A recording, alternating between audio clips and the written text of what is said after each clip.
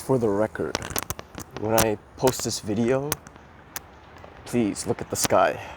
If you're in New York City, the moon is very epic. Okay, anyways, so I just want to do a little mind dump. Today is a very, very long day, and I'm on like consecutive days of like 4 hours of sleep each, so bear with me. Today, oh man, like a lot of bad news and like some good news, and it's just like waves. But yeah, I want to get that out there and also kind of freestyle a bit and talk about functions for my middle school students. But also in this, I'll do like a progression. So how functions are typically introduced in like up to secondary ed, and then yeah, how they're like talk about them in college or like in a more rigorous perspective. Okay. Let's see how much I remember. Please bear with me, and I'm just wandering right now. And yeah, okay. So in secondary, up to secondary education, they mention like, okay, they introduce the function as a black box that you cannot see, and it takes in an input. This input is typically called x, and it's typically a number. And then this black box, it does something to it. So think about its actual like function, right? It does something to that x, and then it spits out an output, and that output is called f of x. Okay. After that, they say there's another way of representing functions. You can represent them graphically through a coordinate plane. And this just means like as a picture, right? So it's a picture. They give you this picture. It could be like some curve or something. But to tell if it's a function, they tell you to use this test called the vertical line test.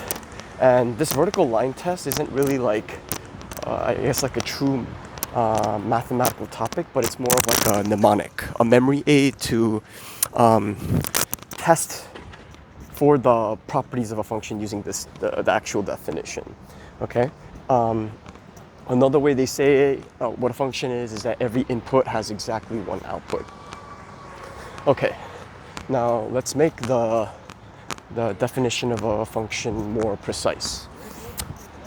Okay, so from a set theoretical perspective, a function is a special kind of relation.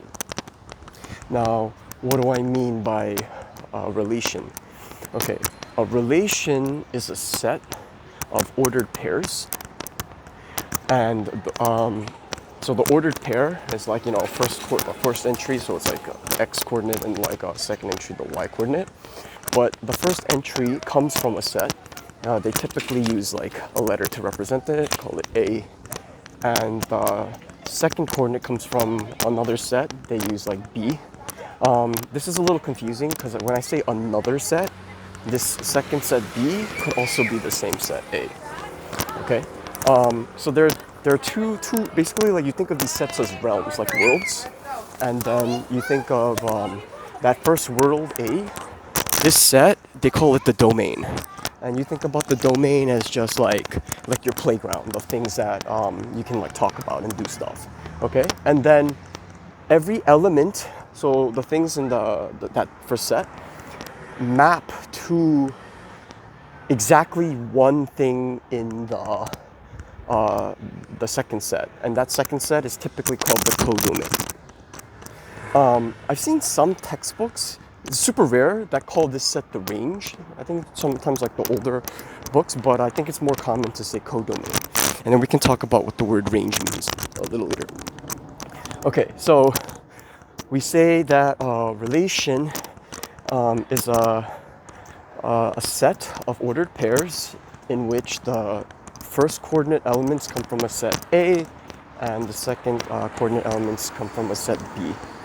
And a function is a special relation in that every input element has exactly one output element. Okay, so if I say like the set, let me say the first set A equals like 1, 2, 3. So there are three things, the three numbers. And then let's say my second set is X, Y, Z, these three letters. Then I could say like 1 comma Y, right? So I'm mapping 1 to Y. then I could say like 2 comma x. I'm mapping 2 to x, and then 3 comma z. I don't remember which if I linked it right, but yeah. But then you have this set of ordered pairs, and then you can ask questions like if it's a function. So to violate if it's a function, if you had like 2 comma 3 and 2 comma 1, or 2 comma x or 2 comma y, that would be bad because that input first element is repeating twice. Okay. Yeah. So yeah. Anyways, now using that definition of a function, you can do this mnemonic if you're graphing these points on the coordinate plane.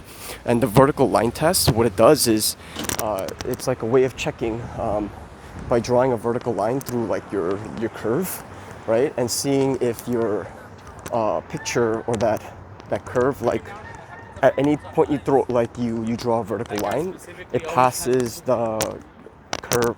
It crosses the curve only once. Okay, and if it does, then it passes a function. But the thing is, with that vertical line test, this is kind of limited in that in the coordinate plane, your domain is the same. It's like the set of reals usually, or it could be some subset of that, but we can talk more about that later. Yeah, but anyways, I think in high school they'll have questions like this if they ask you if it's a function, and then you can kind of just like, I think the way I learned it is like the teachers will kind of like train you to the test, and then they'll be like, oh, just remember this particular line, saying like, oh, it's a function because it passes this VLT. It's called the vertical line test, okay, or something like that. But then I think what's better is to understand it deeply and say like, okay, it's a function if every input has exactly one output, and then when you're talking about that, you have to think about what the 2 background sets are, the domain, right, which is like your starting set, and then like the target space. That's another way of saying codomain. Okay, but yeah, okay, and then that's basically it. I might have flopped with some of the letterings when I was saying, but just review this, and I'm going to make a proper video where I'm like actually on a computer and I'm like annotating these things. So yeah, okay, just wanted to have fun with it. Despite the lack of sleep, I was very, very excited, and yeah, this is for you guys. So yeah, all right, study hard, take care.